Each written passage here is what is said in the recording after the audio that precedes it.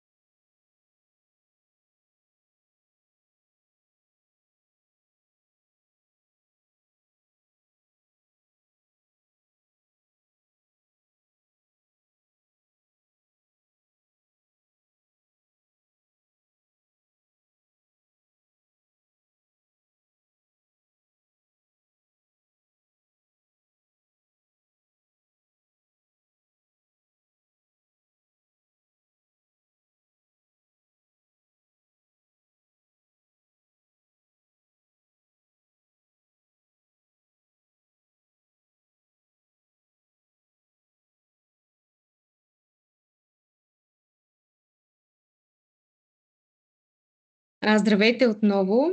Мисля, че така вече повечето от хората, които бяха регистрирани, се включиха. Можем да започнем. Радваме се, че сте част от нашия вебинар днес. Нека да се уверим, че всичко технически е изправно и ни чувате. Може да видите в горната част на екрана, тези от вас, които работят с Teams, тези от вас, които работят с веб браузър, ще видите в долната част един панел, който се казва Q&A. Там може да задавате въпроси по време на събитието. Ние ще се постараем да отговорим на всички от тях след края на темите, които ще разгледаме днес. Моля само някой да даде знак в Q&A панела, че всичко е наред. Аз ще ви напиша. Добре дошли, за да ви дам сигнал къде се намира Q&A панела.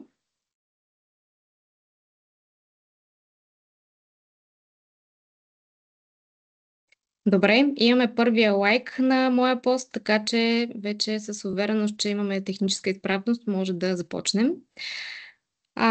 Темите, които ще засегнем днес, са изключително интересни за нас. Надяваме се, това ще си пролечи от страстта, с която ще ви ги представим. Вярваме, че ще намерите полезна информация и най-вече приложение на някои от функционалностите, които ще споделим с вас. Посланието, с което ви поканихме на днешното събитие, е доста гръмко, но бих казала, че никак не е преувеличено. Живеем в динамични времена, за което трябва да се радваме, защото сме свидетели на една нова ера, която настъпва в дигиталния свят. И като партньори и клиенти на Microsoft имаме възможност да бъдем част от тази революция сега и да я усетим с пръстите си под клавиатурата. В последните няколко години все по-осезаемо Microsoft задава тренда на развитие на бизнес системите и днес всъщност ще се уверите, че това е така. Добре, да започнем и с първият ни гост. Това е Рая Бучкова. Тя е представител на Microsoft България днес, която ще ни открехне завесата и ще ни разкаже за посоката и стратегиите, които задава Microsoft. Благодаря, Здравей, Мария. Рая. Здравей. Добро утро на всички. Благодаря ви, че сте днес тук с нас и се надявам наистина след края на този вебинар да си тръгнете с добри идеи и с повече вдъхновение. Накратко за мен, обаче, само секундичка. Така. А, Както Мария каза, ще засегнем някои от тенденциите и в ERP частта на Dynamics, но първо да ви се представя. Аз съм партнер Solution Sales за Югоизточна Европа. Какво значи това? Работя с бизнес партньори на Microsoft в този регион от 14 държави за Dynamics решенията в сегмента за малък и среден бизнес. И всъщност в България изключително много и много динамично си партнираме с FTS, които са изключителни специалисти в областта на Dynamics. Близо 10 години съм вече в Microsoft, като преди това в Microsoft съм вземала различни позиции, но и преди това съм била част от някои други големи вендори и всъщност съм изключително щастлива и въодушевена, че съм част от Microsoft и то точно в тази ера, така както и FTS са представили темата днес. Може би първо да поговорим малко за това как ние се позиционираме. Малко, добре, малко слайдовете бавничко се местят, но какво виждаме тук? Това е всъщност представянето на Гартнер в различните квадранти и всъщност къде е Microsoft, къде сме били преди това, към какво се стремим, къде сме сега. Ако до преди 15 години Dynamics може би не се считаше за толкова конкурентен продукт или решение на пазара, то годините след това и може би основно последните 4 години се вижда, че всъщност има един много голям моментум на Microsoft в частта бизнес апликации и на база всички инвестиции, които са направени през това време и целият този фокус, всъщност е видимо, че бизнес апликациите всъщност на Microsoft се превръщат в лидер и са в лидерския квадрант по всички линии на оценка, които съществуват за оценяване на бизнес апликациите през автоматизация на търговската сила, през Customer Engagement, за ERP не говорим. Видимо Microsoft се превръщат в лидер. И всъщност Business Central като част от ERP портфолиото наистина е признат от малък и среден бизнес за решение, което води не само с функционалностите, но и с всички новости, които включва и това постоянно развитие на самото решение.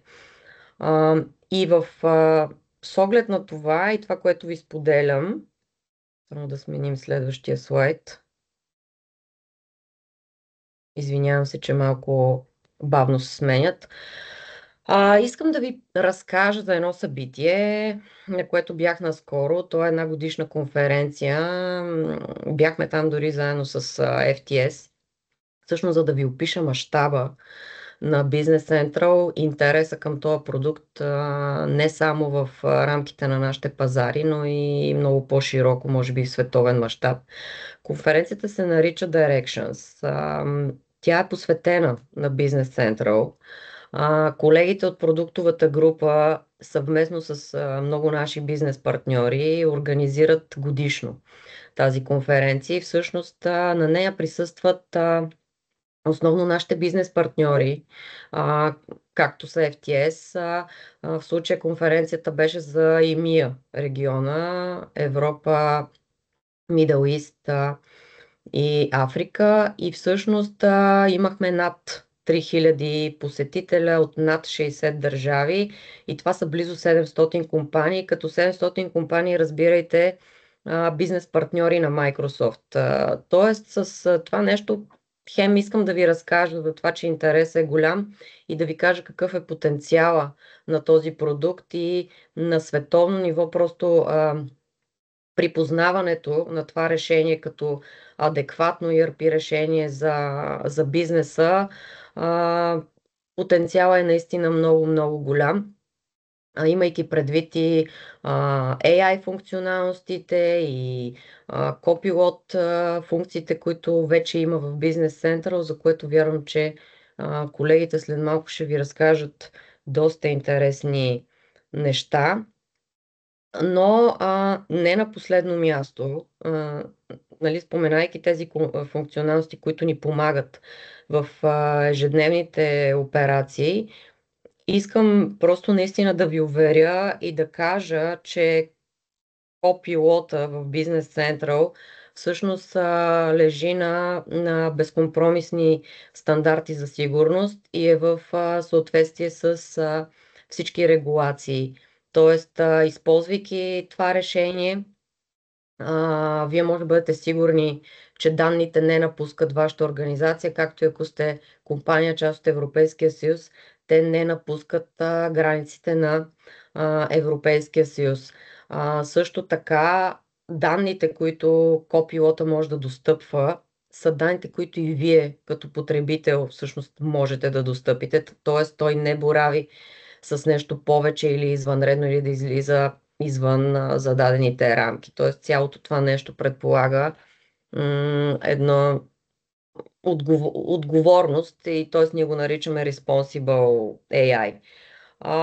Цялостно решенията ни и платформата наистина лежат на безкомпромисни стандарти за сигурност и от тази гледна точка просто бих искала да ви успокоя, когато взимате решение за ползване на дадена облачна услуга. И всъщност с това така моето кратко представяне завършва. Искам да дам думата на колегите от FTS, защото те наистина имат да ви споделят много, много интересни неща. И така, думата е ваша, колеги. Да. Благодаря ти, Рая. Ти беше гласът на Microsoft на днешното събитие.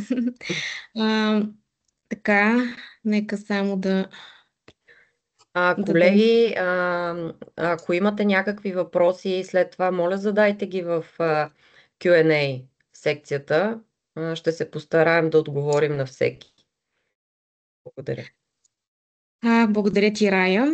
Мащаба на събитието, всъщност, за което разказа Рая, в което ние имахме участие за втора поредна година, е изключително голям. И тази година бележи рекорд по посещаемост, което спомена и Рая. Това е още едно доказателство за огромните инвестиции, които прави Microsoft в Dynamics системите. Но посоката на инвестициите не е само в маркетинг, не е само в обучение на партньорите, но е и в развитието, изключително динамичното развитие на системите. И в това ще ни увери Тодор Кънчев, който е Microsoft Dynamics 365 Business Central Product Manager в FTS. Тошко, знам, че ще ни разкажеш много интересни неща. Какво се включва в следващите версии и какво предстои? Да, благодаря, Мария. Наистина на това събитие Directions, на което и ние бяхме, Microsoft, както и партньорите, които бяха там, разказаха за много области, които са нови и се развиват в самия продукт. Част от тях, за които искаме да разкажем, са тези, които виждате на екрана. Има една съвсем нова функционалност, наречена Subscription Billing или фактуриране на периодични услуги. Това наистина е нещо ново, за което ще разкажем в детайли след малко. Microsoft представиха и съвсем така нов пакет от Power BI репорти, които вече стандартно могат да се използват в новата версия на продукта. Новата версия е Business Central 25. Една друга функционалност, която беше започната от Microsoft в Business Central, но сега вече получава така по-голяма завършеност. Това е Sustainability или възможността за отчитане на въглеродни емисии. Тук говорим за този стандарт ESG, който се налага в световен мащаб. В Европа има стандарти и отчетност, която трябва да се поддържа. Това предстои да навлезе по-масово в Европа и Microsoft вече се подготвя и ни предоставя такава функционалност за отчитане на въглеродните емисии. Multiple VAT Numbers, това е функционалност не толкова голяма, но пък важна за компании, които имат бизнес в различни държави и трябва да се регистрират с ДДС номера в различни държави. Field Service Integration. Field Service е продукт, независим отделен продукт на Microsoft, който се занимава с сервизирането на определени устройства, които биват продавани и сервизните техници в този продукт Field Service могат да отчитат своите дейности, но вече този продукт има и своята интеграция с проектите и с сервизния менеджмент в Business Central. Electronic Documents, това е тема, която също се развива на европейско равнище. Много държави въвеждат електронния обмен на информация. Като пример мога да дам Германия, които от началото на 2025 година са задължени да комуникират документите, които издават, да подлежат на определен формат. Microsoft предоставя основата за това в своя продукт, като за всяка една отделна държава има спецификации, които биват посрещани. Също така има и нови функционалности в проектите, сервизния менеджмент. Има и други допълнителни, по-малки неща, които са направени вътре в системата, но времето няма да ни стигне, за да изброим всички тях. Затова ние ще се фокусираме върху първите две теми. За останалите, ако проявявате интерес, може да поискате така директен контакт с нас и ще ви обясним и останалите неща. И така, Subscription Billing, какво представлява тази функционалност за фактуриране на периодични услуги? От една страна вече имаме в системата възможност да въвеждаме договори и в тези договори да посочваме услугите, които ще бъдат фактурирани периодично. Има направен процес, работено е върху процеса по продажби, така че при продажбата, но също така и при покупката да можем да имаме, да отразяваме фактурирането на периодични услуги. Завеждат се различни параметри в договора. Това, което също може да помогне и в счетоводния отдел, е признаването на приходите или разходите за бъдещи периоди въз основа на услугите, които се фактурират периодично. За да разгледаме един такъв процес, тук можем да ги видим в следващите слайдове. Ако започнем с продажбата, с поръчка за продажба, когато тръгнем да си избираме един артикул, тук долу на реда, ние можем да, избирайки определен артикул, в случая ще изберем артикул хардуер, предварително за този артикул ние сме посочили, че към него трябва да бъде асоциирана определена услуга, последваща услуга или поддръжка. Нарекли сме го maintenance или поддръжка. Тази услуга автоматично се предлага от системата, защото предварително е заведена в картата на този хардуер, който продаваме. Какво се дефинира зад тази услуга? Можем да дефинираме, например, определен процент, с който да се изчисли въз основа на продажната цена. И този процент да представлява поддръжката, която ще фактурираме. Фактурирането посочваме на каква база да е, примерно на 12-месечен период. Има и други така параметри, които се посочват, например срок за известие преди да изтече самия абонаментен план и други параметри, на които няма да се спираме сега. След като изберем нашия артикул, хардуер, това, което можем да направим е да осчетоводим тази фактура, тази поръчка. Преди да осчетоводим обаче, ако трябва да си разпечатаме Order Confirmation от системата, в този Order Confirmation ние можем да видим, че продавайки този продукт, хардуер, автоматично там излиза информация за услугата, допълнителната услуга по поддръжка, която ще бъде фактурирана в последствие. Тоест ние издаваме фактура за 20 000 единици, а тук отдолу е посочена и допълнителната услуга, която ще подлежи на фактуриране. И така, т.е. вече имаме продаден един продукт, имаме и услуга, която е прикачена към този продукт, която предстои да бъде също фактурирана. Т.е. тази поддръжка ще я фактурираме. Преди да я фактурираме обаче, ние трябва да я асоциираме с договор вътре в системата. Договор, който имаме с този клиент. И ето тук в началния екран, в ролевия център, ние можем да видим всички такива услуги, които все още не са асоциирани с такъв договор.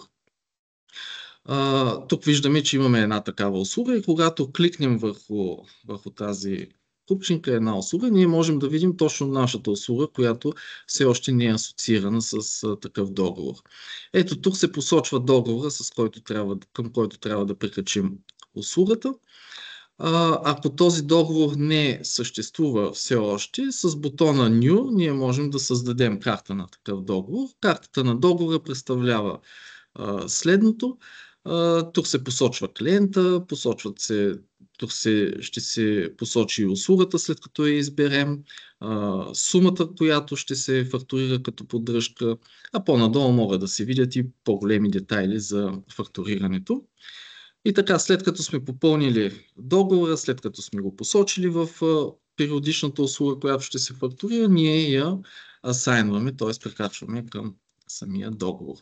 Следващата стъпка е да предприемем действия към фактуриране на тези периодични услуги. Това се извършва пак отново от ролевия център с процеса Recurring Billing. Когато влезем в него, ние трябва да натиснем този бутон Create Billing Proposal, при който системата ще ни подскаже ще ни подаде всички услуги, които все още не са фактурирани. Тези периодични услуги, като абонамент, поддръжка и така нататък. Системата ще ни посочи и периода, който сме дефинирали още при създаването на тази услуга. Той е едногодишен и периода започва да тече от продажбата на самия продукт. Това също е параметър, който се оказва в системата, от кога да започне да тече самата услуга. В случая тя е от 1 юни 2024 до 31 май 2025 и сумата е изчислена автоматично на 4000 единици.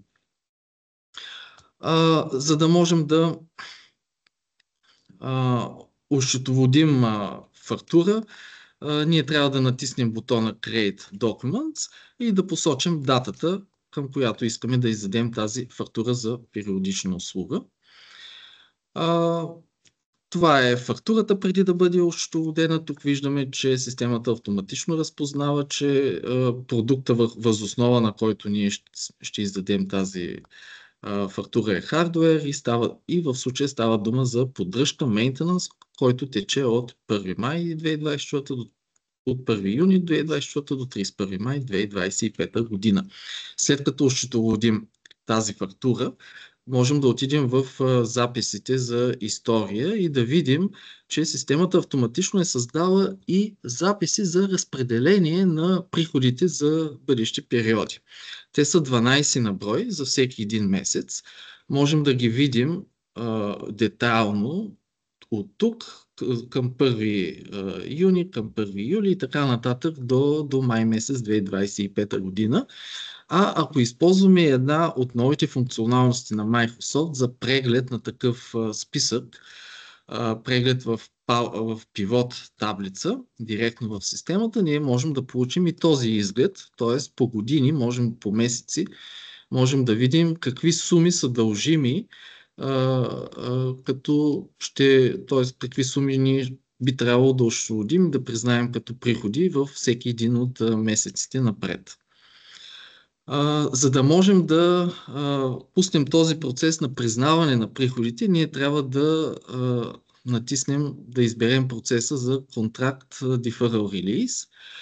След като го изберем, ние указваме към коя дата бихме искали да признаем тези приходи за бъдещи периоди. Да кажем, това е 30 септември 2024. След като пуснем процеса, следващата стъпка е да погледнем в Customer Contract Deferrals и отново да видим тези приходи за бъдещи периоди, които са разпределени по месеците. Ето тук можем да видим тази поддръжка с чекчето Yes се оказва поддръжката, която вече е призната, а с този чек No ние можем да видим тези приходи, които все още не са признати в системата като счетоводни записи. Виждаме, че от юни до септември те са признати, а остава да бъдат признати тези приходи за бъдещи периоди от октомври до май месец 2025 година. И така, ако трябва да обобщим относно тази нова функционалност, това, което видяхме е разпределение, е възможността да въведем договори за subscription billing към определени наши клиенти. Минахме през процеса, видяхме как се случва това вътре в системата, видяхме, че има различни параметри, които могат да се поставят в договора и услугите, които съпътстващо ще се фактурират.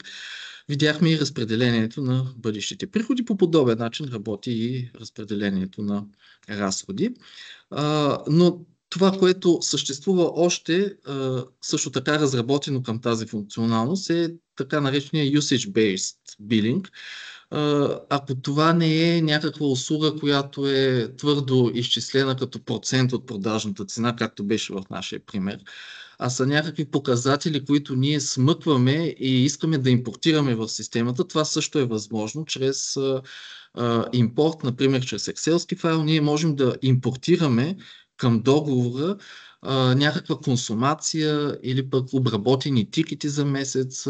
Нещо, което е периодично, но не е точно като бройка за всеки един месец.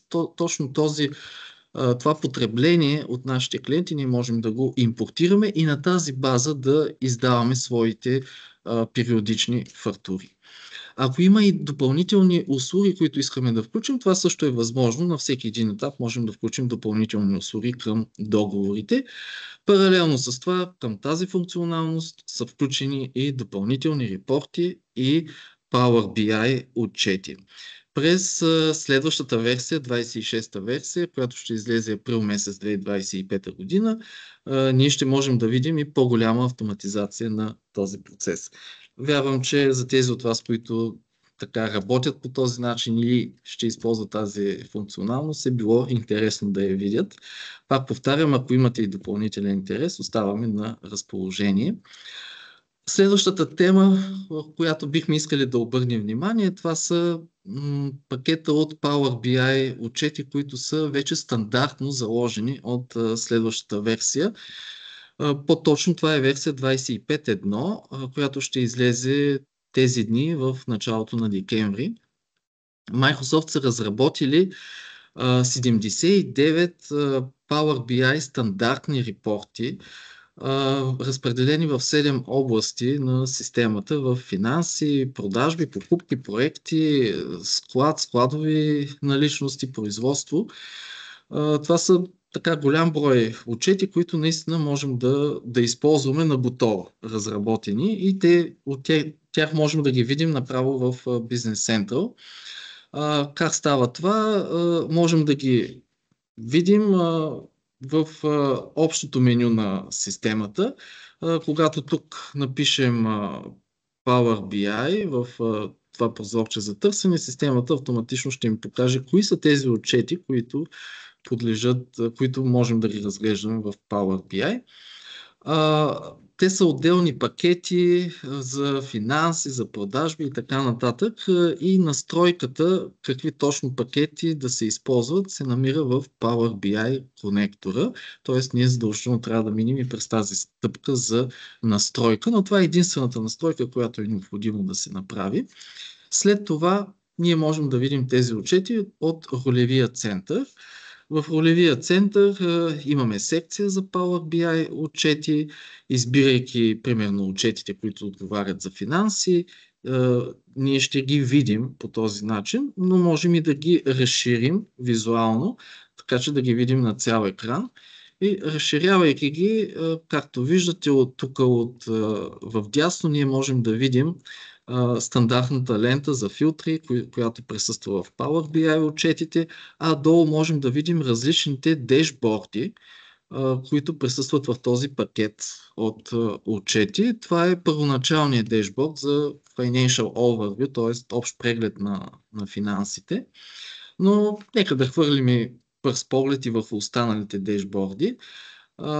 Например, върху ликвидността. Ето по този начин може да се прегледат различните коефициенти, които показват ликвидността на нашата компания, или пък рентабилност. Можем да видим печалбата си, нетната печалба, брутна печалба по месеци като обща сума. Можем да видим разпределението на нашите пасиви в времето като сума. Можем да видим приходите преди данъци и амортизации, разпределени отново във времето и като суми. Също така среднодневен период на събиране на нашите вземания може да се види по този начин. Нашите вземания, но вече разпределени по падежи, които могат да се видят по този начин.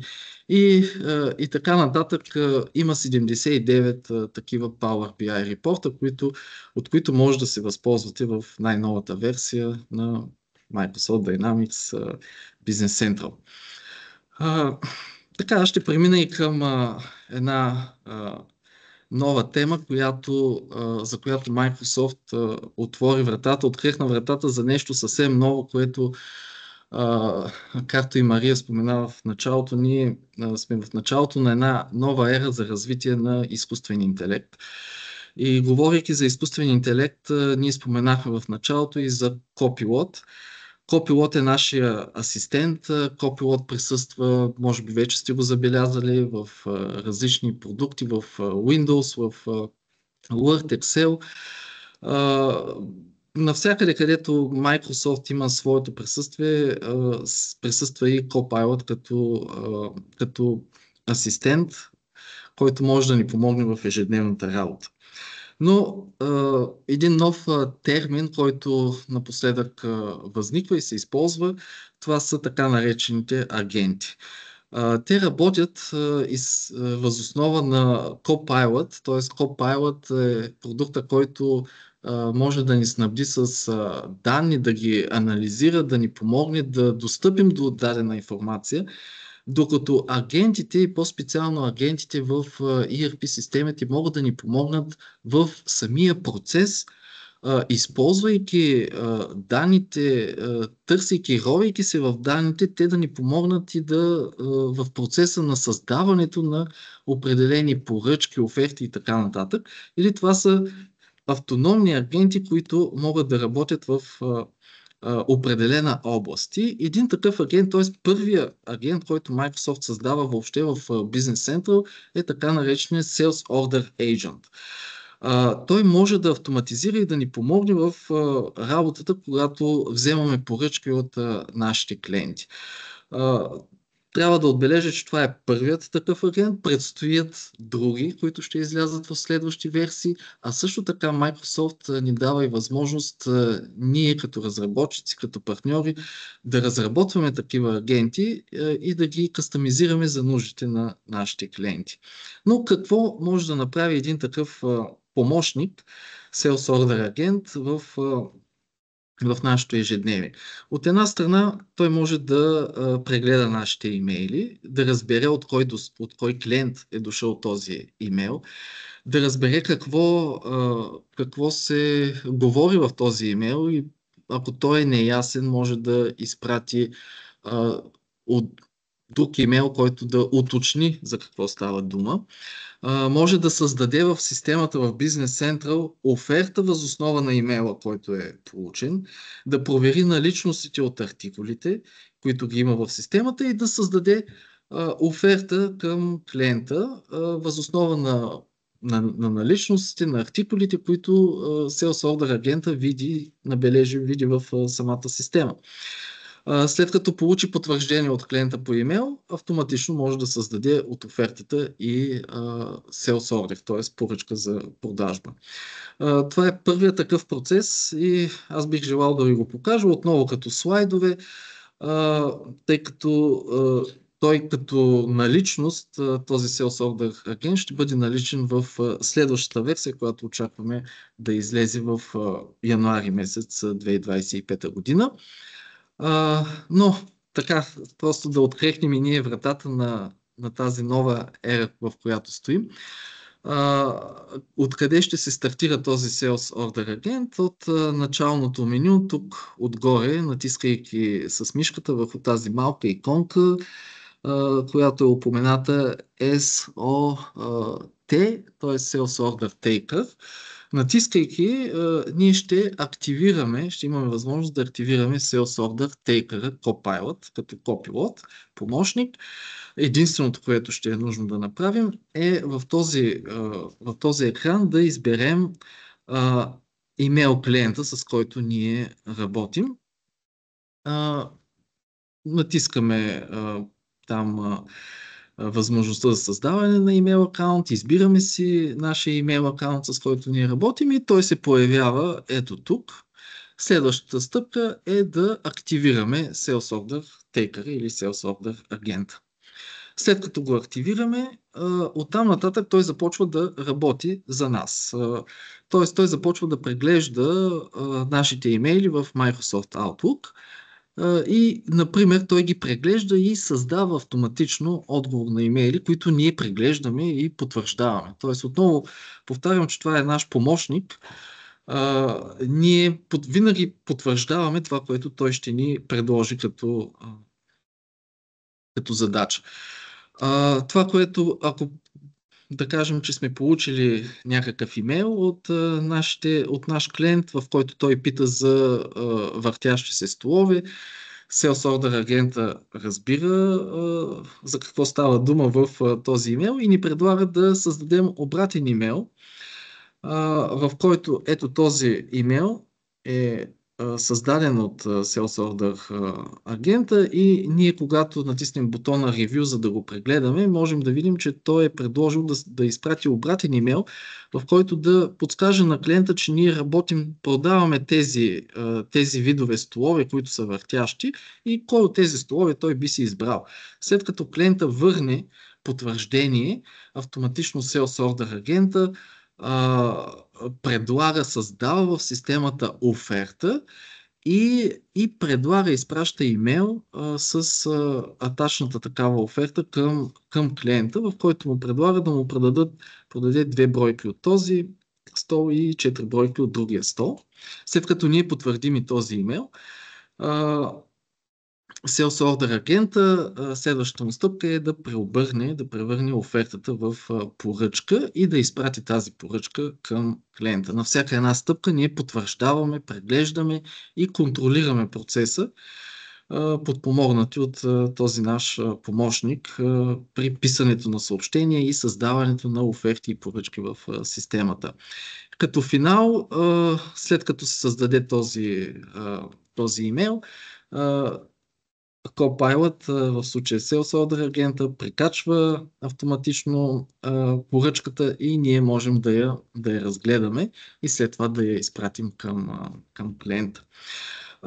Надявам се, че ви е било интересно. Ние наистина очакваме като компания, като специалисти, очакваме с нетърпение развитието на Sales Order агентите и се надяваме това да бъде интересно и за вас и с удоволствие работим в тая насока, да можем да внедряваме тези нови функционалности в нашите клиенти. Благодаря за вниманието. Да, благодаря ти, Тошко. Всъщност това, което видяхме от твоята презентация, не са само нови функционалности, които следват, които са всъщност факт в 25-та версия, част от тях, други от които очакваме в съвсем началото на следващата година, но това са цели модули, които имаме възможност да използваме, и един ново поколение изкуствен интелект, който вече не изпълнява конкретни задачи, не пише домашни, отговаря на въпроси и прави анализи, но той изпълнява цели процеси. Аз го наричам процесно ориентиран изкуствен интелект или Copilot Agent на езика на Microsoft. Може би само една вметка, че повечето от функционалностите, които виждаме, те са налични онлайн, т.е. в клауд версиите на Business Central, нали така? Да, точно така. Да, Само това... в облака.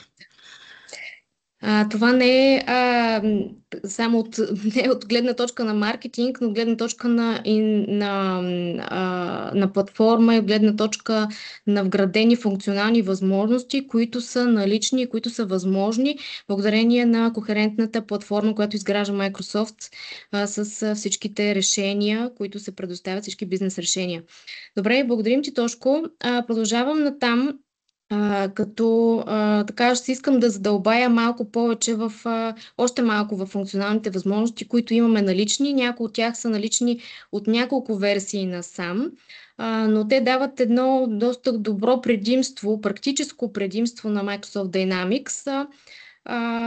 И това е така интуитивната и пълна интеграция с останалите продукти в портфолиото, именно обичаният от всички заети с оперативни задачи Excel. Това, което ще ви покажа, е възможността, и така съвсем накратко тук изброени в този слайд, възможността да си редактирате данни в Excel, един списък от предефинирани оформления на екселски справки, които Microsoft предостави в текущата 25-та версия, възможността вие да правите свои кастомизирани оформления на екселски справки, вграденият Excel, който може би някои от вас вече използват, и накрая ще си поговоря и малко с Copilot, но няма да го карам да ми прави кафе, нещо малко по-различно. Добре, сега ще споделя екрана, в който първо ще ви покажа първата функционалност, която споменах, и това е възможността да правим редакция на нашите данни, списъчни данни в системата много бързо и интуитивно. За целта ще вляза в списъка с моите доставчици. Те са доста малко на брой, но и при вас списъците са доста по-огромни, но за целта на демонстрацията съм ги ограничила. Имам една функционалност, която се казва Edit in Excel. Не Open в Excel, ами Edit in Excel. Отваря се, сваля се екселски файл, който аз ще активирам. Нищо друго всъщност не правя, с изключение на това да изчакам да се логне системата, да ме разпознае Excel. За целта трябва да имам естествено лицензиран Excel. Това е списъчната форма, която аз виждам в системата, извлечена. И това, което ще направя сега е, например, да си променя името на този доставчик. Ще му кажа, че той е блокиран. Ще блокирам следващия. Мога и освен това да си добавя доставчик, като ще използвам горния, само ще сложа следващо номерче. По този начин мога да модифицирам данните съвсем лесно на моята списъчна форма в случая на доставчиците. Когато тя е доста дълга, много лесно мога да блокирам, да кажем, доставчици, вместо да влизам един по един в техните карти. Какво остава да направя, след като съм направила модификациите? Натискам бутона "Публикувай". Мария, има проблем с визуализацията на екрана. Не ти се вижда екрана. Не се вижда екрана. Добре. Може би да започна от начало тогава.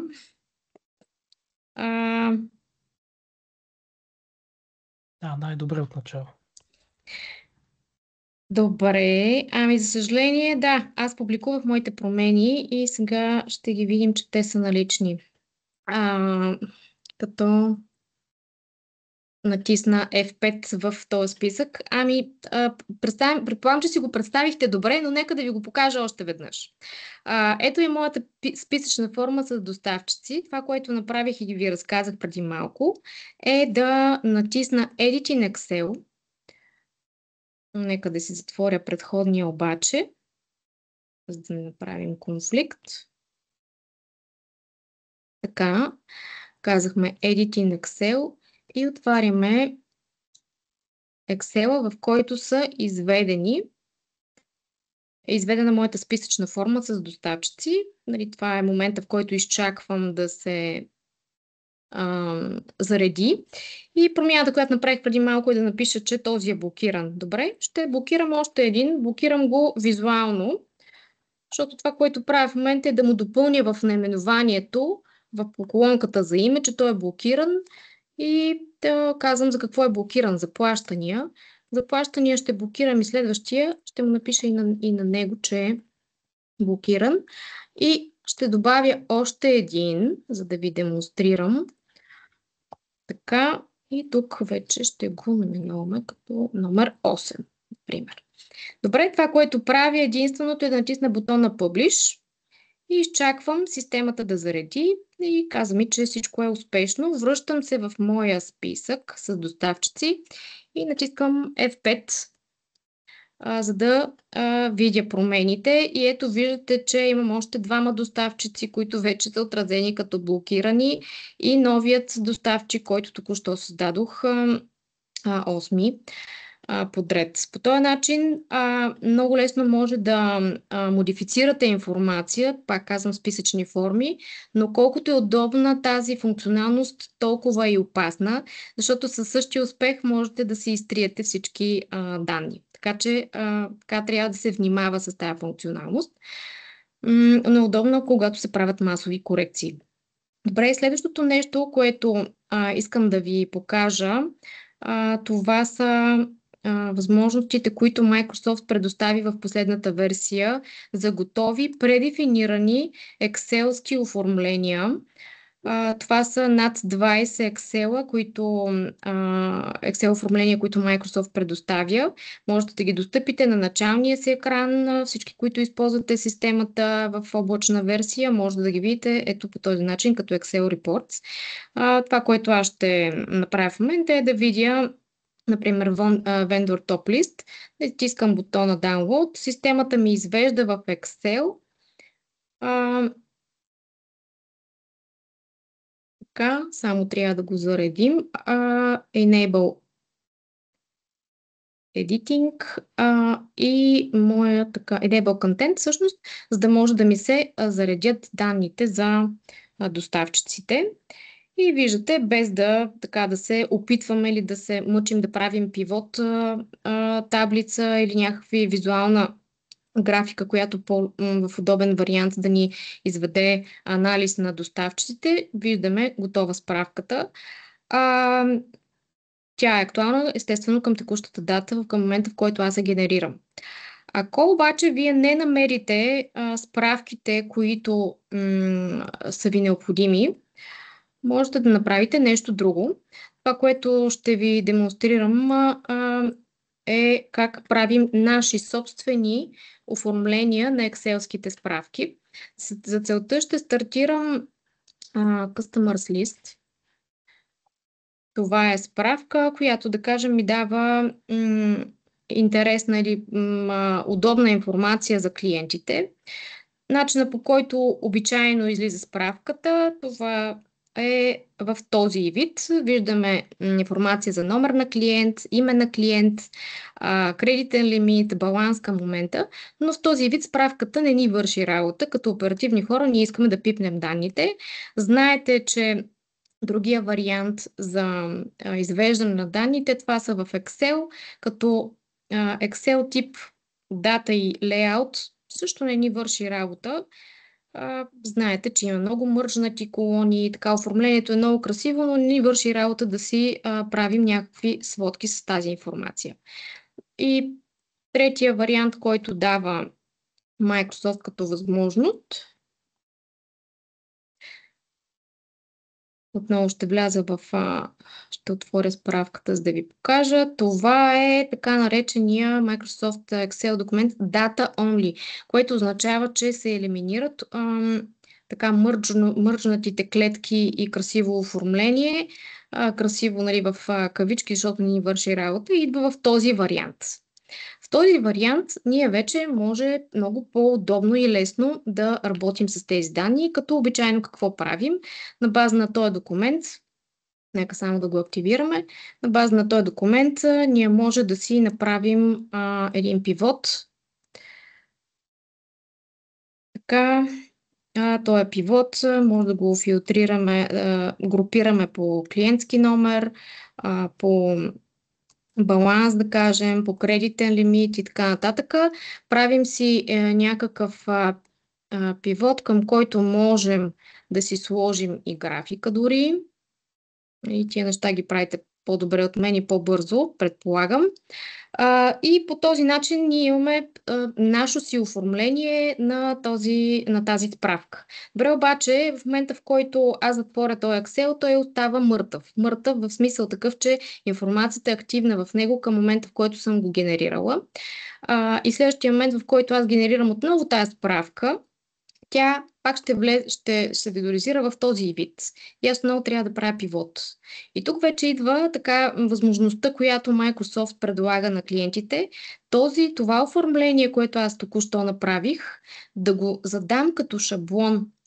И това нещо се случва в така нареченото меню Report Layouts. Аз тук съм го отворила, но вие ще го намерите в търсачката Report Layouts. Тук отново трябва да внимавате, защото нали, може да си промените лейаута до неузнаваем вид. Натискаме бутона нов, за да си създадем нов такъв. Избираме кой репорт искаме да направим т.е. на кой репорт искаме да заложим наше си оформление. В случая казваме за Customers List, казваме как ще се казва този лейаут. И аз ще си напиша моите инициали и ще му напиша, че това е Customers List. И следващото нещо, което трябва да натисне, е бутона OK. И тук системата ме пита кой е мой лейаут. Това, което трябва да направя единствено, да й кажа кой е мой лейаут. Тоест, това е последния Excel, който преди малко аз нагласих. Просто слагаме файла тук и лейаут е готов. И естествено, ако искате той да ви бъде дефолтен, т.е. да бъде по подразбиране, трябва да му сложите тук отметката. Сега аз няма да го правя, защото съм си направила доста по-красив такъв преди демонстрацията и ще ви покажа какво се случва. Отново ще генерирам Customers List. Аз съм си заложила моя report layout да е по дефолт и затова той се визуализира тук Customers List Excel Maria. И като натисна бутона Download, ще се отвори моето оформление, което вчера направих. Трябва да натиснем Enable Editing бутончето, за да може да се актуализират тук данните. И сега вече не е нужно всеки път, нали, виждате, че не е нужно всеки път да правят тези пивоти и оформления, те вече са готови. Тоест системата ми зарежда данните във вида, в който аз съм и казала да ги зарежда. Надявам се това да ви е полезно и интересно и да го използвате, може пък и някои от вас вече да го използват, което би било най-добрият вариант. Така, следващия момент, и това всъщност ми е любимата функционалност, за целта ще вляза в списъка с клиенти. И ще ви покажа нещо, което някои от вас вече знаят. Това е възможността да правите вградени пивоти. Всичко това, което показах преди малко, това бяха, аз как ги наричам, мъртви Excel, защото те са активни, т.е. актуална информацията в тях в момента, в който ние генерираме.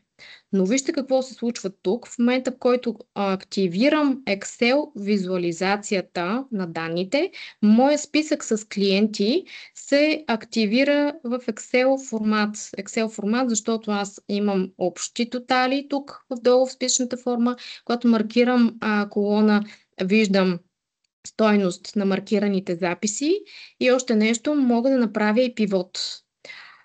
И цялото това нещо е активно, т.е. данните са към този момент.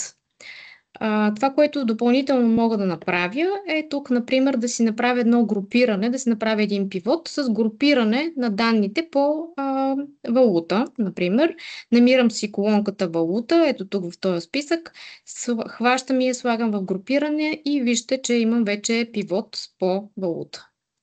Европейски, т.е. клиентите, с които работя в евро, в канадски долари и така нататък.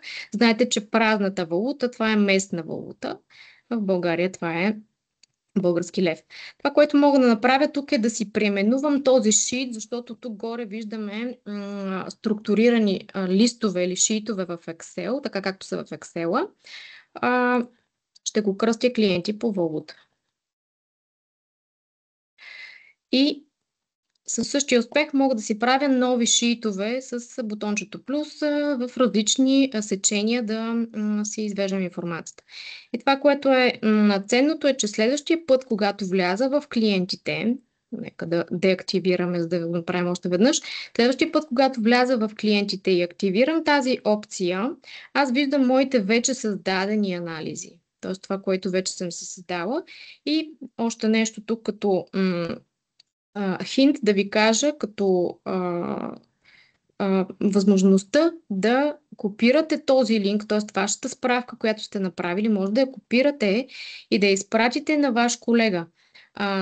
Това е линк, който, когато той последва, системата ще му създаде автоматично същия този отчет в неговия си екран. Защото това, което аз правя в момента, то е само за мен, т.е. само за моя потребител. Другите потребители не го виждат.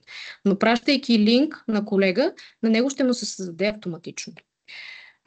До тук добре. Ами ако не знам как се борави с пивот и как се създават пивоти, нека да видим дали Copilot не може да ми помогне. За целта мога така да му задам няколко въпроси, като да го помоля да ми направи справка за клиенти.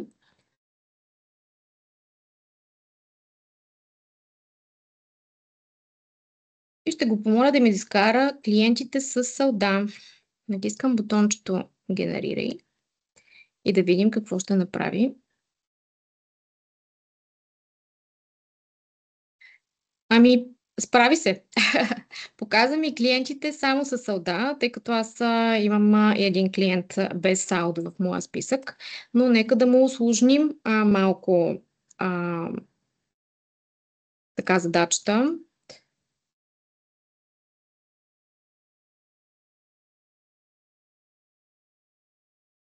И ще го накарам да ми ги групира по валута. Групирам и клиентите по валута.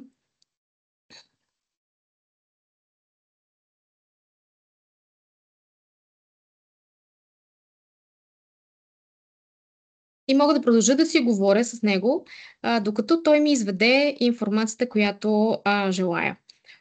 В малкото екранче, което виждате най-отдолу, нали, той взима предвид това, което последно аз обсъждам, за да може да ми дооформя справката така, както аз се пожелавам. Добре, покажи ми всички клиенти.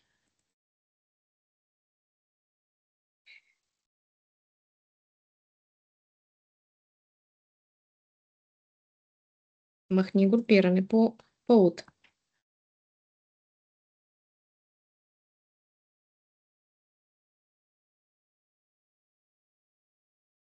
Ами слушаме и изпълнява.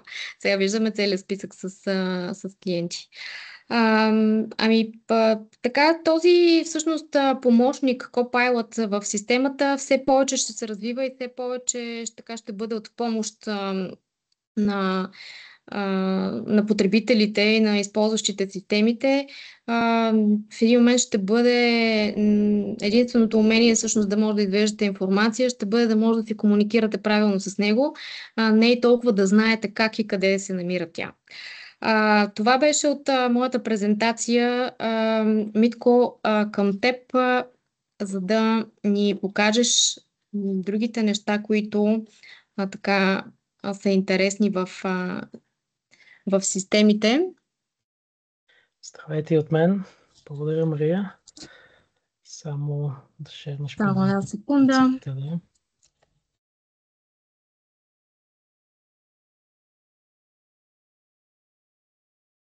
Радвам се, че има такъв голям интерес към събитието, което организираме днес. Вярвам, че нещата, които ви показваме, са интересни и ще може да ги прилагате в ежедневната си работа. Всъщност това, което днес съм подготвил да ви покажа и да ви разкажа за Copilot в Microsoft 365. Виждаме всички колко бързо се развива Copilot. Общо взето Microsoft приоритетно развива този продукт и го развива във всеки един от своите продуктови направления, включително различните ERP системи, както показаха колегите, и разбира се в основната си система за оперативна работа, именно Microsoft 365 и всички продукти, свързани с пакета на Office 365, а именно Outlook, Excel, PowerPoint, Teams, SharePoint, OneDrive. Тук сме изборили някои от основните функционалности. Голяма част от тях най-вероятно вече използвате или сте се докосвали до тях. Виждате, че можете да извършвате различни интересни дейности с Copilot, като например да ви помага в ежедневното сортиране на почтата, да анализира кореспонденцията или да ви помага да анализирате по-бързо данни в Excel, да прави бързи калкулации, да подготвя различни функции на база на данните, които сте споделили в Excel-ския файл, както и да създава презентации на база на подаденото съдържание и заявки, които вие подавате към него. Също така в Microsoft Teams можете да правите рекап на вашите срещи, да се анализира цялото съдържание, което е изговорено и представено по време на срещите, като в Copilot следи както комуникацията, която върви между хората, които са в срещата, така и в чата съдържанието, което се регистрира и се споделя от различните участници. Като по този начин, бързо и лесно, след приключване на срещата, вие може Copilot да ви обобщи цялата информация, да акцентира върху основните теми, които са дискутирани по време на презентацията и срещата с вашите клиенти, както и да изведе различни файлове, приложения, които са споделени по време на срещата и да подпомогне резюмирането на тази информация и нейния последващ анализ. Също така може да ви помогне включително и да изведе информация за въпроси, които не са намерили отговор, например, по време на срещата и това, което сте обсъждали докато тя е протичала с другите участници. От друга страна, разбира се, Copilot може да бъде конфигуриран и да следи и да анализира цялата информация и файлове и данни, които вие съхранявате в OneDrive или в SharePoint, да обобщава, разбира се, съдържание по ключови думи или по ключови изрази, които вие му подавате, както и да съпоставя различни документи, да следи за техните промени в различните им версии и да отговаря на различни въпроси, които вие подавате към Copilot чрез промптовете, които изписвате към него като директни команди. Тук в един-два скриншота ще ви покажа как Copilot може да сравнява различни версии на документи, В случая това са два документа за продуктова спецификация, чернова и одобрена вече белова на тази спецификация, която след избор на функцията Compare Files, Copilot извежда ключовите промени в табличен вид и ви показва какви са те и как са променени в самия документ, като съпоставя първите с вторите въведени данни и така бързо и лесно може да се ориентирате какви са били промените и какви корекции са били нанесени в документа. Разбира се, обработката на документи с Copilot също така е ключова в ежедневната работа. Така че независимо дали ги използвате на ежедневна база или само при ключова необходимост, те могат да ви подпомагат в основната ви дейност и да подобрят бързодействието на вашата работа.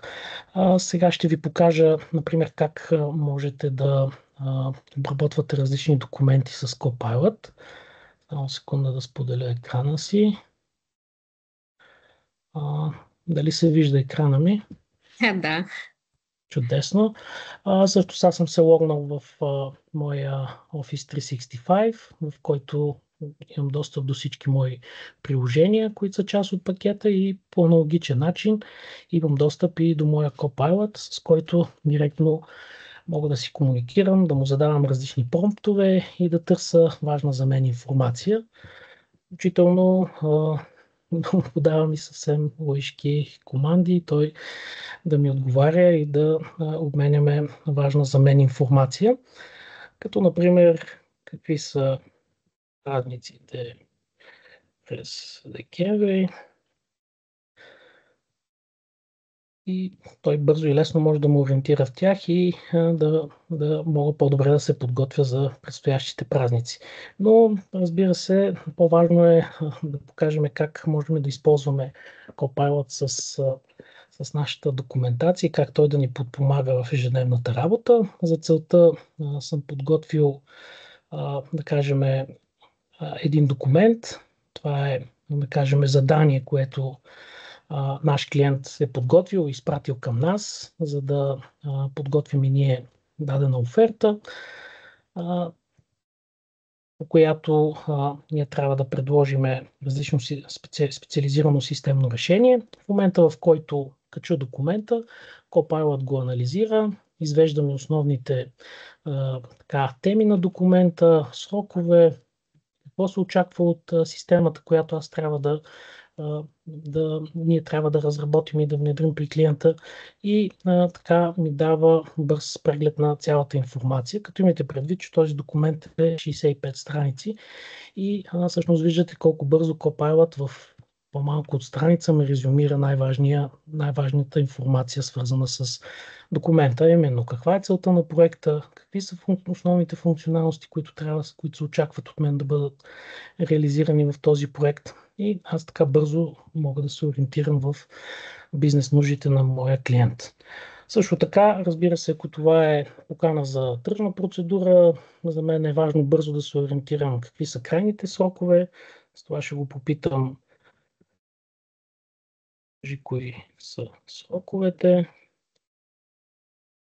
Copilot, разбира се, преглежда информацията и веднага ми я подава в структуриран вид, като така бързо мога да се ориентирам кога трябва да подготвя своите въпроси, да изпратя, да подготвя офертата и да чакам отговор от нашия клиент, за да може бързо и лесно да върви комуникацията и да не изпусна някой важен за мен срок.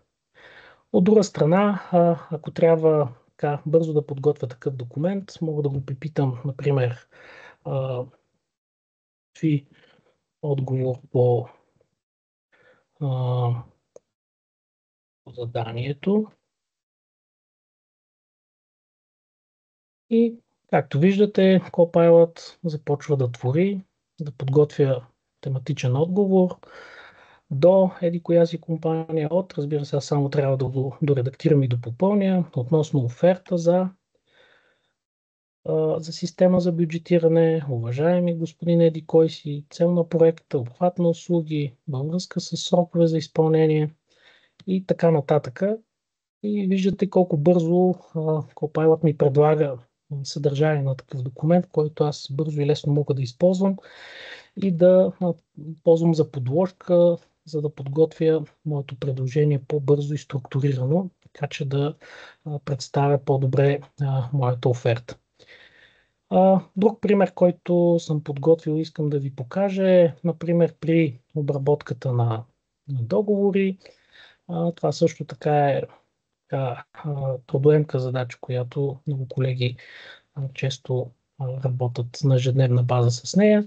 За целта качвам един примерен договор за поддръжка, който ние така сме подготвили с наши клиенти. Пак Copilot набързо анализира цялата събрана информация и ми я представя в структуриран вид. Показва ми каква е, например, годишната такса, която е заложена за обслужване, какви са приоритетите при задачите за решаване и кои са, разбира се, основните страни по договора като изпълнител и възложител. Бързо и лесно мога на база на това резюме да му кажа промени абонаментната такса и срока за абонамент на 60 месеца. Абонаментната такса, например, да стане 25 000 евро. В случая Copilot, разбира се, преглежда пак всички данни, входната информация, която съм му подал и веднага ми подава предложения за това как да променя съответните клаузи, като редактира съответния текст и го подготвя и аз само мога да взема и да копирам този текст и да го въведа вътре в новия шаблон на договора. Ето, например, отдолу веднага ми подава и много други варианти, с които аз мога да променя разни неща по договора, като например добави условия за прекратяване на договора.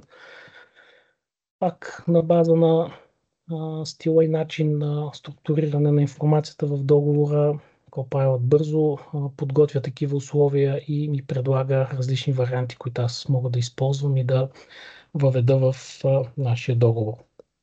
Виждате, че така бързо и лесно стига така да придобиеме рутина при работа с Copilot, можем така да си подпомогнем ежедневната работа и да улесниме решаването на такива банални задачи, които срещаме всеки ден. Това е от мен по тази тема. Надявам се, че е било интересно. Ако има въпроси, ставаме на разположение. Благодаря ти, Митко, за интересната демонстрация. Сега да обърнем поглед към облачните услуги и системи от гледна точка и на сигурността. И за тази цел искам да поканя Милко Порязов да започне с неговата част. Здравейте от мен. Мисля, че в днешно време тема със сигурността е доста актуална, може да се каже, особено след като така чуваме доста често как големи компании биват криптирани, данните им са засегнати и така нататък.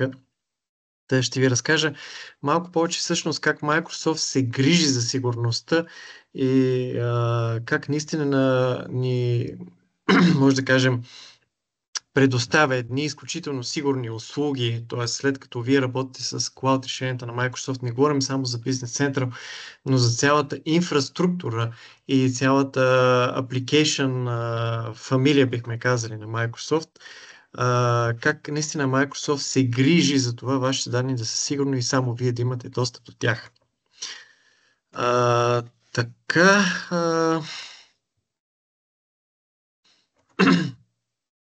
Какво представлява Microsoft днес, говорейки за Business Center? Разбира се, това е малка част от продуктите на Microsoft, но в момента Microsoft инвестира, бихме казали, повече от 15 милиарда долара в клауд инфраструктура. Т.е. за да може всички тези клауд системи, които са в Microsoft, да работят ефективно, Microsoft прави една огромна инвестиция. Като разбира се, това не остава незабелязано. 90% от най-големите компании в света използват тези клауд услуги. Може да си представяме за какъв обем от данни, информация и за какво огромно доверие имаме от гледна точка на бизнеса към Microsoft. Разбира се, Microsoft се грижи именно за да поддържа и да спечели това доверие. В момента се предлага повече от 200 клауд услуги, милиони устройства, милиарди клиенти по цял свят. Наистина, това е една огромна инфраструктура, една огромна application, как кажа, family дейност, която Microsoft предлага и която се използват изключително много потребители, която ще расте все повече и повече. И говорейки за сигурност, разбираме и имаме два типа сигурност. Имаме сигурност, която е в дейта центровете на Microsoft и сигурност, която е в съответните клауд услуги. Това е едно просто кратко сравнение между on-premise и това, което, например, вие имате, ако вкъщи, например, имате някаква система, т.е. във вашия офис, вашите сървъри и клауд услугите. Т.е. в този случай, когато Microsoft предлага клауд услуги, те са 100% поддържани и защитавани от Microsoft. За да може да достави наистина тези услуги в такъв капацитет, в такъв обем с толкова много потребители и компании по цял свят, Microsoft, разбира се, разчита, както казахме, на една огромна инвестиция в хардуер. И не случайно в момента над 60 региона и продължават да се отварят нови и нови по цял свят. Microsoft има дейта центрове, като това са в момента са 160, даже вече са повече, говорейки в момента се строят нови и нови. Именно това е една огромна хардуерна инфраструктура, която поддържа и чрез която всички тези услуги стават достъпни за самите нас. Разбира се, говорейки за сигурност, как Microsoft защитава всичко това?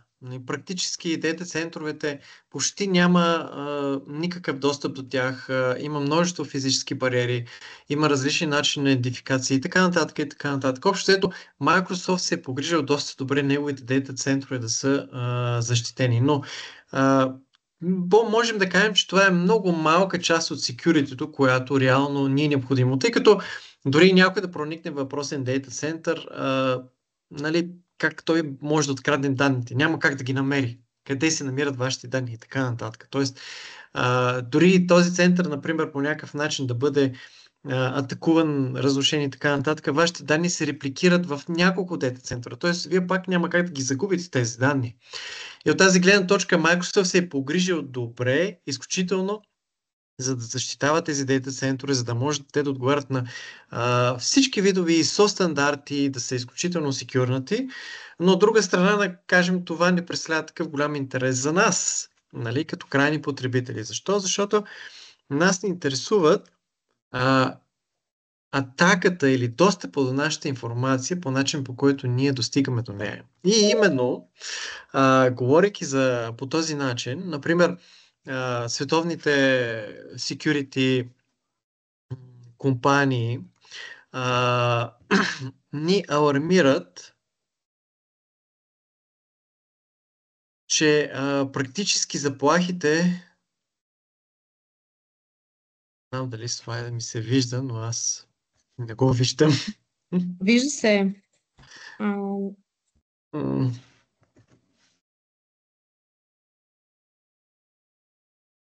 Секунда. На мен следващите не се сменят. Но, да, докато окей, появи се. Общо ето, в световен мащаб можем да кажем, че през миналата година, 2023, 73% от компаниите в световен мащаб са били атакувани. Това може да е по всякакъв начин. Дали някой ви е изпратил спам имейл към вас служител, дали по някакъв начин някой се опитва да ви проверява, да се логне във вашата мрежа и така нататък, и така нататък. Практически огромна част във всичките компании, които имат някакъв достъп към интернет или по някакъв начин са експознати с този достъп, те биват атакувани. Да не говорим, че, например, нашите системи, които дори имаме ние и които използваме, ежедневно наблюдавам как, нали, има множество атаки към тях, как се опитват да бъдат прониквани и така нататък. Тоест, това е нещо реално. И има една огромна общност, бихме казали society в Darknet, която се грижи за това тези заплахи, тези атаки да стават все повече и повече. Това вече е бизнес. Нали, докато едно време беше атака в малко количество, вече е много лесно всеки може да влезе, да си купи някой инструмент или просто да поръча атака срещу вашата компания за много малка сума и на база на това да спечели много пари. Има много други, например в Darknet, много от базите данни включително на български компании, които са откраднати, се постват там и се продават. Тоест, ако някой ви разбие системата, дори вие може и да не разберете за това, получи достъп до тези данни, които са при вас локално на вашите сървъри, те могат да бъдат продавани. Като компаниите, които така, мен пак не ми работи контрола. Може би Мими, ако Добре, дадеш, ще отново ми сменям, дадеш да. контрола, да. Не, просто ми дай отново контрол, за да мога да се сменям слайдовете. Компаниите, които проверяват наистина информацията за тези глобални заплахи, удостоверяват и потвърждават, че за миналата година имаме 75% увеличение на атаките към клауд услугите. Тоест, освен че вече всичките хакери и цялата Darknet Society атакува локалните on-premise сървъри, които са във вашите организации, те вече се насочват и към атаките към клауд услугите. Разбира се, никой не спи. Нали? Как Microsoft продължава. Не можеш ли да сменеш? Не, не знам какво стана. Но не мога да си сменям слайдовете. Как Microsoft реагира на тези атаки? Нали? В момента Microsoft инвестира всяка година над 1 милиард долара, за да може да, как да кажа, да реагира, т.е. да спре достъпа на всякакви такива атаки. Като принципа, на който Microsoft работи, е Protect Detect Response. Т.е. Microsoft създава един огромен Cyber Security Operations Center, Defense Center, в който работят повече от 3500 експерта. Ние не говорим за едно място, където всички тези хора са там. Говорим за много експерти по целия свят, които са постоянно в комуникации, които постоянно работят в това да подобряват системите и услугите на Microsoft, така че те да бъдат максимално защитени. Да не говорим, че те постоянно следят каква е ситуацията в Darknet, какви компании биват атакувани, по какъв начин те са атакувани. Всеки един от продуктите на Microsoft се тества постоянно за всякакви задни вратички, за всяки дупки, през които тези системи могат да бъдат атакувани. Това е една огромна инвестиция, за да може тя да реагира на огромното количество атаки, които в момента се случват по цял свят. Ами, може ли да ми добавиш слайдовете? Окей. Още, ако може, до края. Да. Не знам какво стана, наистина. Друго, може да се върнеш на предишния слайд. Друг много важен момент, в който говорим, че Microsoft развива една наистина проактивна реакция. Тоест, Microsoft не чака някои от неговите услуги да бъдат, как да кажа,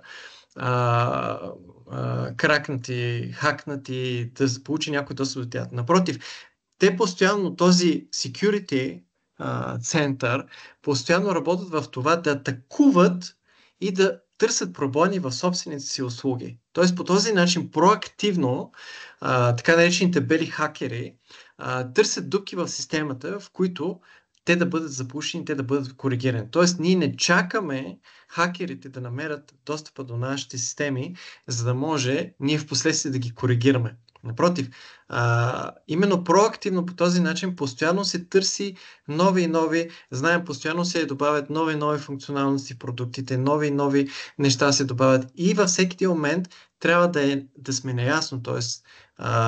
къде може да има пробойни, къде нашите продукти могат да бъдат използвани и могат да бъдат атакувани, съответно, за да могат да бъдат защитени.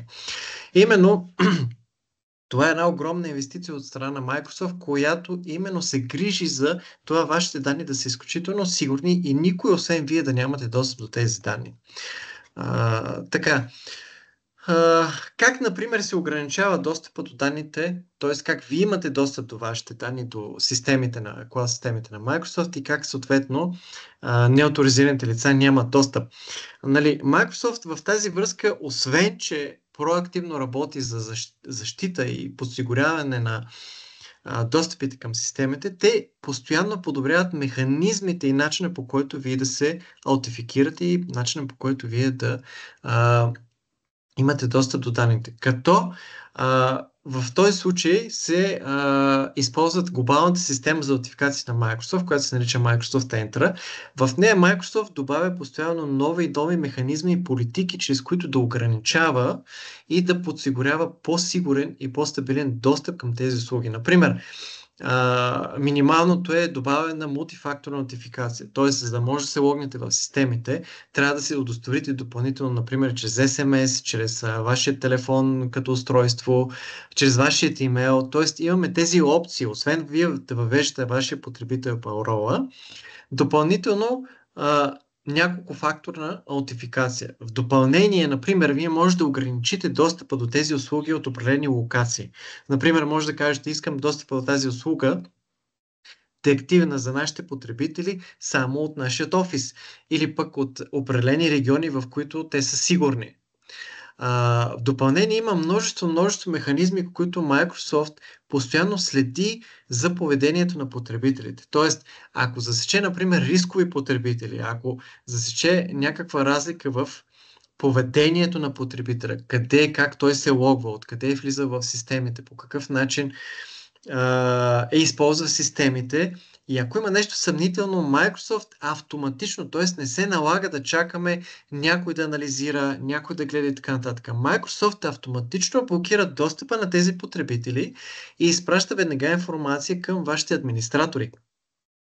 Като съответно те могат да проверят ситуацията, да проверят проблема, да прегледат анализа, защо Microsoft е блокирал тези потребители и съответно да предприема всички необходими действия. Тоест, ние вече не говорим за ситуация, в която нали, хакерите влизат, например, в вашите системи, изтеглят данните и вие дори не разбирате.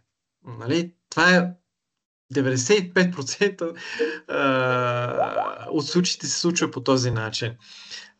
Като реално в тази ситуация Microsoft автоматично блокира при всякакъв елемент на някакво съмнение. Дали потребителя се рогва от различни локации в различно време, дали извършва определени действия, които не са ясни, не са авторизирани. Т.е. това действие веднага автоматично се блокира от страна на Microsoft. Освен, както казахме, имате мултифакторна нотификация, имате conditional access, т.е. може да ограничите потребители да се логват от определени места, от определени устройства по определен начин. Имате анализ на поведението на потребителите. Допълнение, практически по никакъв начин вашите достъпа до сървърите, до операционни системи, до всякакви бекенд системи нямат експознат достъп. Тоест всичко това е в бекенда и по никакъв начин хакерите няма как да навлезат в тези системи. Тоест по никакъв начин сървърите, върху които са ваши системи, не могат да бъдат атакувани. Отделно от това, разбира се, и всички данни, които са налични върху сървърите на Microsoft, те се репликират. Както казахме вече, освен че се репликират в дейта центъра, в който са тези услуги, те се репликират в още няколко дейта центъра в една локация и между отделни локации, например между Европа, Америка и така нататък. Тоест по този начин вашите данни са изключително сигурни и защитени. Нали, ние не говорим вече за сървъра, който имаме в офиса. Ако, например, някой хакер изпрати имейл на колежката, която без да иска отвори линка, заразява всички сървъри и след една седмица, т.е. хакерите проникват, седат, анализират и след няколко седмици те ви криптират всички сървъри. Тук това нещо няма как да стане. Тоест, отделно, че Microsoft се грижи постоянно да подобряват тези системи и внедряват постоянно нови и нови изисквания към техните потребители. Тоест, вие имайки услуга към Microsoft, вие попадате под шапката на Microsoft, която тя вече се грижи за цялото security и бихме казали, че въвежда допълнителни security политики, с които да осигури именно този висок надежден достъп. От една страна, без да натоварва потребителите излишно с много аутентификации, а от друга страна да има баланс, за да може системите да са максимално секюрнати. И така, какво бихме казали в допълнение новото, ако можем да ми смени слайда, благодаря. Говорейки си за Copilot и така нататък, разбира се, и тук Copilot навлиза доста силно в security. Все повече и повече се използва именно за security и именно в частта, в която да анализира поведение и зловредно поведение. Тоест, по какъв начин се действат потребителите, по какъв начин извършват своите дейности и как по-лесно Copilot, например, може да открива определени злонамерени дейности в начина, по който ако определени потребители биват хакнати или по някакъв начин е откраднат достъп чрез тях, как, например, Copilot, анализирайки тяхното поведение, автоматично да предприема действия, с които да ограничават достъпа. Именно Microsoft много инвестира именно и в този начин на подобрение на security-то. В допълнение, Zero Trust Security Principles, това е нещо, което вече от доста години се говори, може би 4-5 години, доста силно започна да се говори, не просто се говори, Microsoft изключително много почна да го имплементира в абсолютно всички продукти, като принципа Zero Trust Principles. Идеята е, че във вашата организация вече има security breach, т.е. някой е проникнал. И за да може да го адресираме това проникване, Microsoft въвежда принципи на ограничение на достъпа за всеки потребител. Тоест, тук идеята е, чрез тези принципи ние да даваме на всеки потребител ограничен достъп до там, докъдето му трябва, за времето, в което му трябва. И именно тези принципи залагат все повече и повече в всичките security полисите на Microsoft. Тоест, не просто да даваме права на определен потребител, но да ги даваме за определено време и само до там, докъдето му е необходимо. И именно тези принципи постоянно Microsoft постоянно започва да ги имплементира в всичките, бихме казали, продукти. Също така, разбира се, ежедневно, включително аз съм се абонирам към бюлетина на Microsoft, ежедневно Microsoft проверява за всякакви нови, както казахме, бричове, атаки към продукти, не само на Microsoft, продукти, които имате на вашите компютри. Има изключително много security продукти, които имат Microsoft, които Windows Defender, например, проверява вашата активност на компютъра, проверява дейностите, които се извършват, софтуера, който имате и веднага той ви алармира какво се случва на вашия компютър, по какъв начин вашата система може да бъде проникната. Имате ли някакъв софтуер, който, например, може да бъде атакуван и така нататък, и така нататък. И Microsoft постоянно анализира, може да си представите милиони, милиарди потребители, ползвайки тези услуги, постоянните данни, които Microsoft анализира, за да подобрява системите за автоматична реакция и системите за ограничение на заплахите. И това е една отделно имайки Cyber Security Defense Center, отделно имайки Copilot, който има този огромен обем от данни, който може да анализира, за да подобри сигурността. Именно това са няколко от нещата, чрез които може да кажем Microsoft защитава клауд сървърите, клауд системите си и наистина,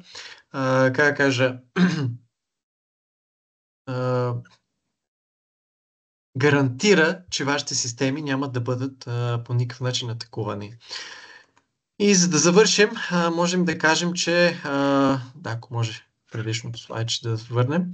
Microsoft има най-пълното покритие на сертификати в света. Практически не просто сертификати, стандарти и така нататък, които Microsoft отговаря и поддържа в своите дейта центрове и по този начин наистина гарантира абсолютно сигурността на вашите данни. И както виждаме, наистина Microsoft печели, толкова много клиенти, все повече и повече, и света става все по-клауд и все по-глобален в тази насока. И наистина, за да може да гарантира сигурността на вашите данни, за да може наистина да спечели доверието на своите клиенти, Microsoft инвестира огромни средства и огромно време, изключително много специалисти и изключително много работи в тая насока, наистина, за да сме сигурни ние, че системите са сигурни. Така ще се радвам. Това е от мен. Ако има някакви въпроси, после ще отговорим. Благодаря от мен за вниманието. Благодаря. Да, благодаря, Милко. С малки изключения тук с техническата неизправност, която ни случи. Всеки път ми е интересно да те слушам. Всеки път научавам нови неща.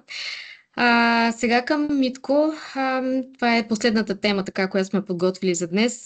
Тя е насочена основно към тези от вас, които все още използват по-стари версии и които работят на on-prem. Митко, заповядай. Благодаря, Мария. Виждаме колко е важно да защитаваме своите данни и да ползваме най-модерните инструменти на Microsoft в клауда.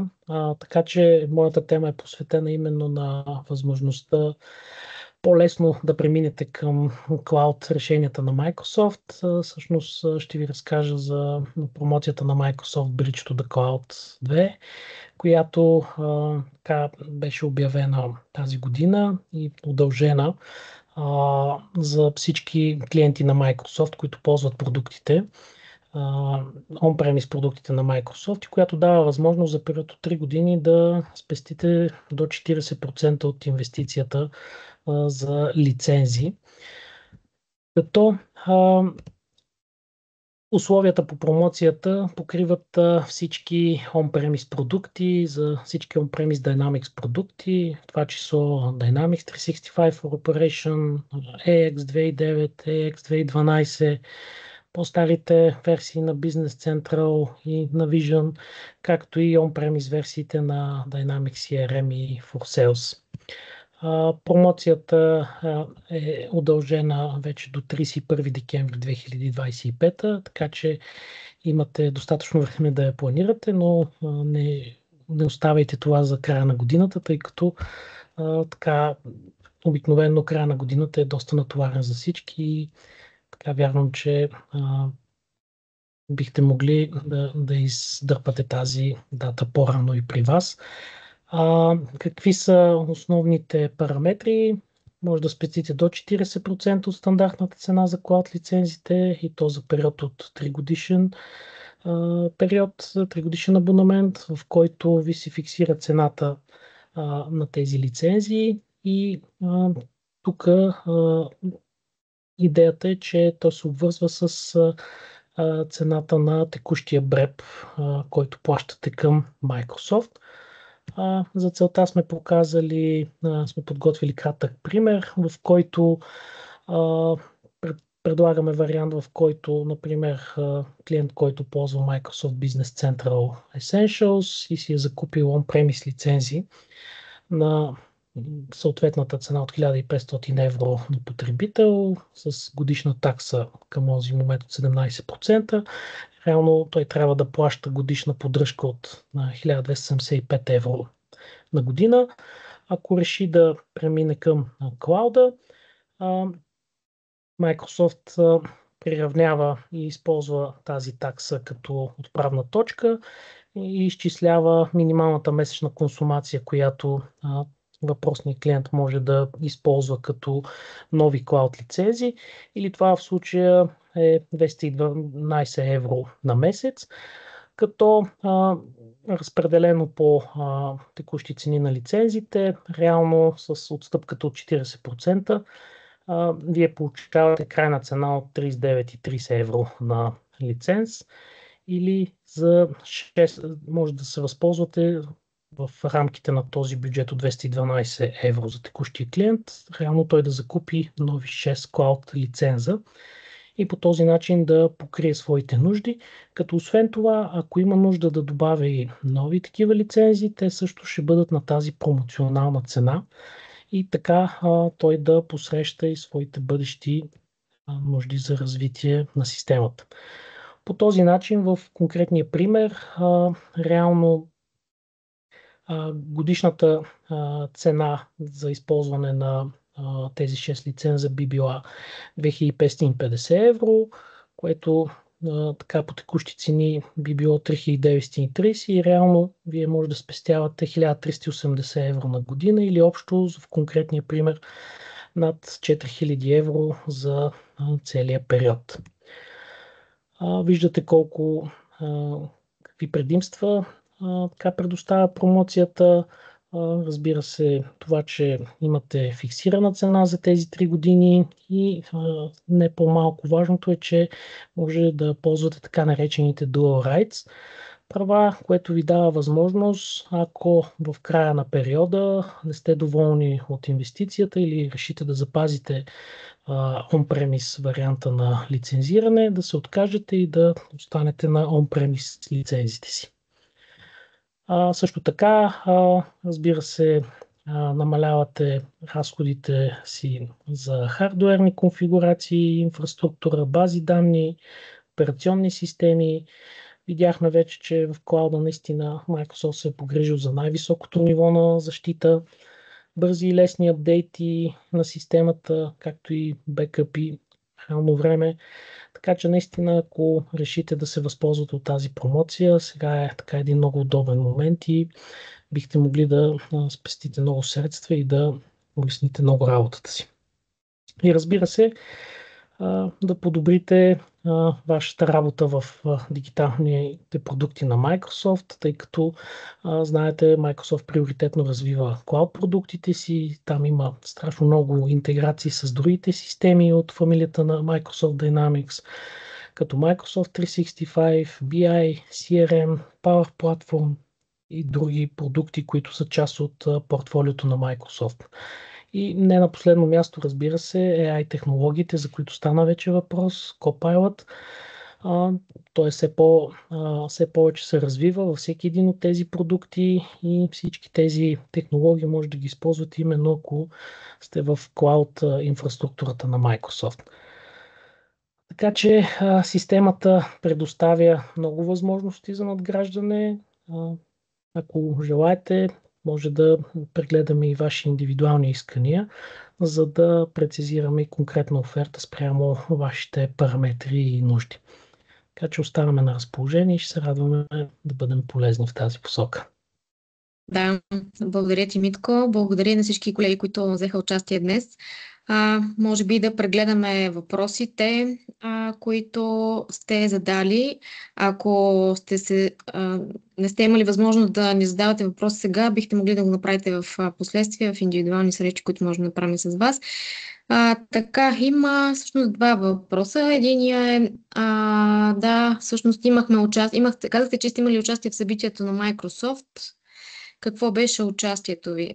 Всъщност, ние 2 години подред имахме трибуна и заедно с Microsoft дискутирахме основните тенденции, които са, наболелите тенденции, които са в света на Microsoft. Обичайно присъстваме, партньорите присъстват като делеганти в този форум, но ние 2 години подред имахме възможността, като едни от водещите партньори на Microsoft, да изразим и нашите практики, като ги споделим с останалите партньори в форума. Следващия въпрос. Sales Order Agent работи ли с други имейл клиенти, освен Microsoft Outlook? Тук всъщност Тошко е отговорил. Copilot е изкуствен интелект, който е така присъщ на Office пакета или на Microsoft. Това е Microsoft изкуствен интелект и той е приложим за Office 365, който си е Microsoft клиент. И Outlook, естествено, който е Microsoft клиент. Така, има интеграция, Business Central, знаете, че има интеграция с и други мейл клиенти. Предполагам, че в следващите версии ще има и тази възможност, но едно по едно, нека първо да така покрием, Microsoft ще покрият спектъра на техното портфолио и след това предполагам, че ще експандват и натам. Ами няма повече въпроси, така и малко повече удължихме вебинара, затова искам да ви благодаря, че бяхте част от нас днес. Добре, имаме още един въпрос, като че ли. Чисто функционално, какви са ограниченията на on-premise? Може би, Тошко, ако искаш да се включиш ти или да отговоря аз. Да, on-premise като функционалности в основата си, да, няма разлики, няма големи разлики, така да кажем, между облак и on-premise, но това е едно голямо но. Когато говорим за Copilot, тази сесия, този вебинар беше предимно за това. Copilot е единствено в облака. Sales Order Agent е в облака. Editing Excel, това, което видяхте, е в облака. Тоест тези интеграции, връзки с други системи, с Outlook, преглед на имейли и така нататък. Всичко това работи с Office 365, т.е. нещата отиват към облака. За момента функционално нещата вървят заедно, но когато става дума за такъв род интеграции и специално за използването на изкуствен интелект, там вече говорим единствено и само за облачната структура на системата. Освен това, нали, тук имаме и допълнителни структури, които са вградени в платформата. Структури имам предвид, това са Power Automate, Power Pages и цялата Power платформа, която Microsoft предоставя. Много лесен, бързи възможности да се правят low-code или no-code приложения. Като Power Automate, вие сте виждали вътре в самата система, дава ви възможност да правите workflow или работни процеси почти самостоятелно, ако нали, знаете как има клиенти, които го правят самостоятелно. Така че това е налично в облака. Чисто инструментално не е възможно on-prem или поне е много по-трудно да бъде установена такава предпоставка да може да се случват. Ако мога да допълня. И може би това, което показахме за Power BI отчетите, които Тошко ти показа, всъщност също са само налични в облака. Това, което може би не споменахме, че естествено да може да се достигат тези отчети, е нужен лиценз за Power BI, нали, не само тези настройки, които уточнихме. Добре. Да, имаме положителни обратни отзиви. Благодарим ви за оценката.